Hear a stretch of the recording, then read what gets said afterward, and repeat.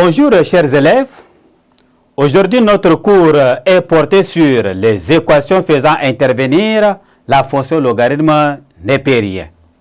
À la fin de cette séquence, vous devez être capable de résoudre les équations comportant ln. Exemple.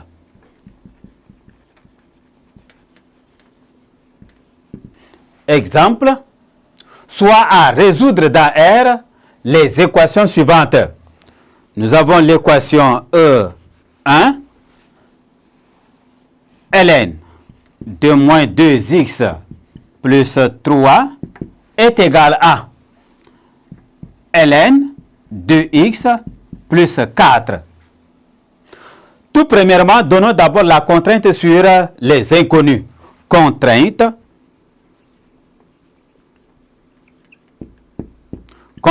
sur l'inconnu. Nous avons ici moins 2x plus 3 strictement supérieur à 0, x plus 4 strictement supérieur à 0. Ceci entraîne que x est inférieur à 3 et demi et x est supérieur à moins 4. En cherchant l'intersection entre ces deux nombres, nous aurons ici 0, là moins 4, ici 3 et demi. X inférieur à 3 demi. X supérieur à moins 4. X est élément de l'intervalle ouvert en moins 4 à 3 demi ouvert. Voilà la contrainte sur l'inconnu. Résolvons maintenant l'équation E1. ln de moins 2x plus 3 est égal à ln de x plus 4 équivaut à moins 2x plus 3 est égal à x plus 4. Ceci est l'équivalence de, on aura là moins 3x est égal à 1. Ceci équivaut à x est égal à moins 1 tiers. Moins 1 tiers appartient bel et bien à la contrainte. C'est pourquoi, soit S l'ensemble des solutions, notre S est moins 1 tiers. En exemple 2,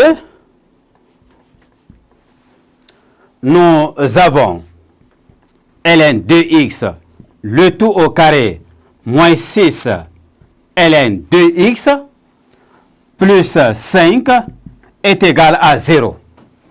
Contrainte sur l'inconnu.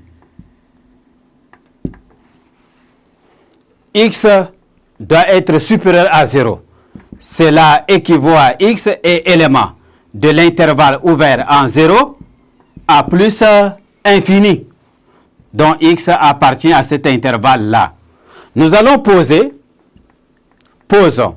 Grand X est égal à ln de x. L'équation devient grand X au carré moins 6 grand X plus 5 égale à 0. Delta égale à delta prime égale à moins 3 au carré moins AC, donc moins 5. Ceci est égal à 9 moins 5 est égal à 4. Delta prime. Cela entraîne que racine carrée de delta prime est égal à 2. Nous avons x grand x1 est égal à b prime, ça fait 3, moins racine carrée de delta 2 égale à 1. Grand x2 est égal à 3 plus 2 égale à 5. Or, ln de x est égal à grand X.